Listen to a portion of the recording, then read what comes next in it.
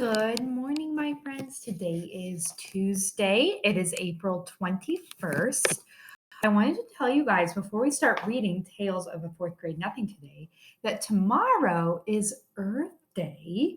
So I encourage you on Earth Day to do something nice for the earth. So that might mean helping in your yard, that might mean recycling, that might mean reusing something that was maybe reusing a plastic water bottle or something like that. So I encourage you to celebrate Earth Day in that.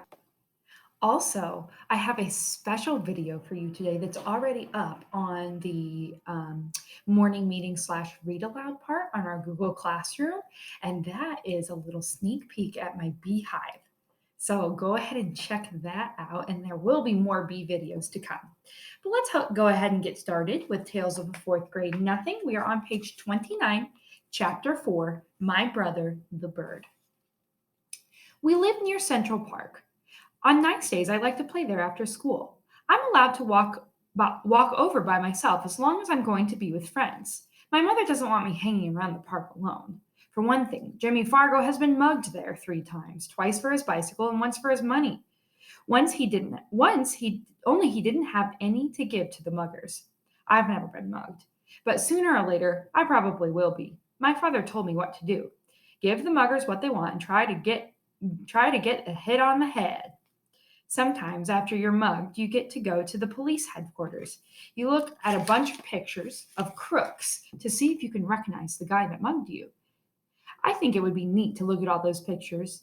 It's not that I want to get mugged because that could be really scary. It's just that Jimmy Fargo's always talking about his visit to the police headquarters. My father got mugged once in a subway by 2 girls and a guy. They took his wallet and his briefcase. He still travels around by subways, but my mother doesn't. She sticks to buses and taxis. Keep in mind, this is really different from where we live. This is in New York City. So, New York City is very, very densely populated. That means there are lots and lots and lots and lots and lots of people in New York City. Some of you have probably been there before. I've never been there before. Both my mother and my father are always warning me never to talk to strangers at the park. We live on the west side of the park. If I want to get to the zoo and the pony carts, I have to walk all the way through the east side. Sometimes my mother walks across the park with Fudge. He likes the animals a lot, especially the monkeys. He also likes the helium-filled balloons. But as soon as my mother buys him one, he lets it go. I think he likes to see it float up in the sky.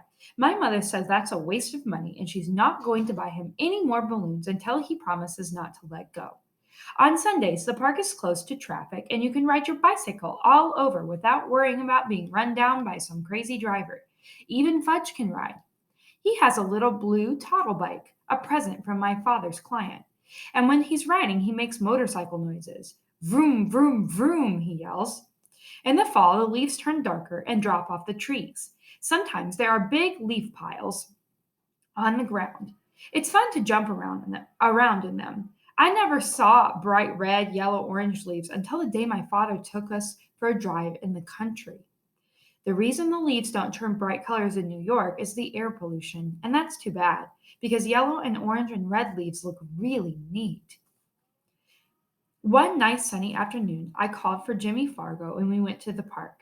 Jimmy is the only kid on my block who is in my class at school, unless you count Sheila, and I don't.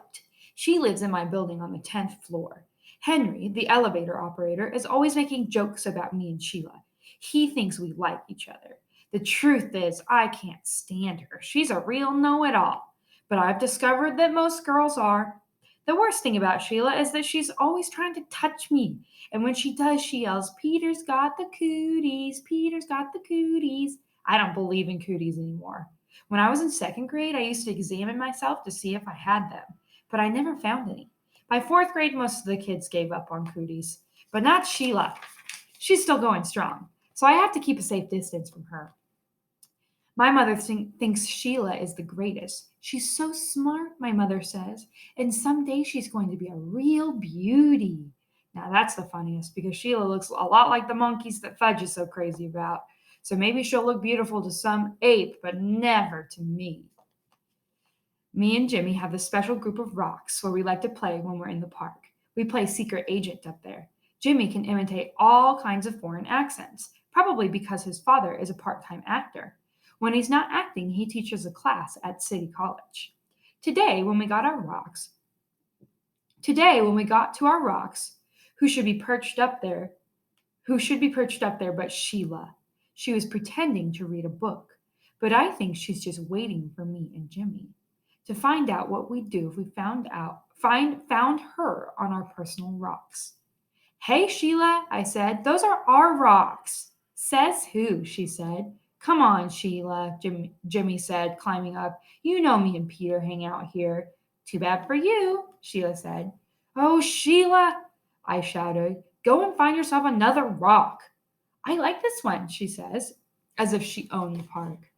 So why don't you two go find another rock? Just then, who should come tearing down the path but Fudge? My mother was right behind him, hollering, Fudgy, wait for mommy. But when Fudge gets going, he doesn't wait for anybody. He was after some pigeons. Birdie, here, Birdie, he calls. That brother of mine loves birds, but he can't get it through his head that the birds aren't about to let him catch him. Hi, Mom, I said. My mother stopped running. Peter, am I glad to see you? I can't keep up with Fudge. Mrs. Hatcher, Sheila called, scrambling down from our rock. I'll watch Fudge for you. I'll take very good care of him. Can I, Mrs. Hatcher? Oh, please. Sheila jumped up and down and begged some more. Jimmy gave me an elbow in the ribs. He thought that my mother would let Sheila watch Fudge and then we'd be rid of her. But we'd be free to play secret agent. But Jimmy didn't know that my mother would never trust Sheila with her dear little boy. Fudgy, in the meantime, was screaming, Come back, birdies! Come back to Fudgy! Then my mother did a strange thing. She checked her watch and said, You know, I do have to run back to the apartment. I forgot to turn on the oven. Do you really think you could keep an eye on Fudge for me for just 10 minutes? Of course I can, Mrs. Hatcher, Sheila said. I know all about babysitting from my sister. Sheila's sister Libby is in 7th grade. She's about as beautiful as Sheila. The only difference is she's bigger. My mother hesitated. I don't know, she said. I've never left Fudge before. She looked at me. Peter? What? Will you and Jimmy help Sheila watch Fudge while I run home for a minute? Oh, Mom, do we have to? Please, Peter. I'll be right back. I'll feel better if all 3 of you are watching him. What do you say? I asked Jimmy. Sure, he answered. Why not? But I'm in charge of Fudgy, aren't I? Sheila asked my mother. Well, I guess so, my mother said to Sheila. You probably do know more about babysitting. Why don't you all take Fudge over to the playground? Then I'll know where to find you. Swell, Mrs. Hatcher, Sheila said. Don't you worry. Fudgy will be just fine.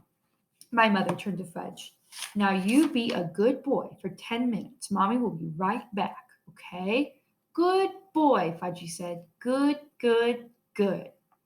And we're going to stop right there on page 35, and we will continue this chapter tomorrow.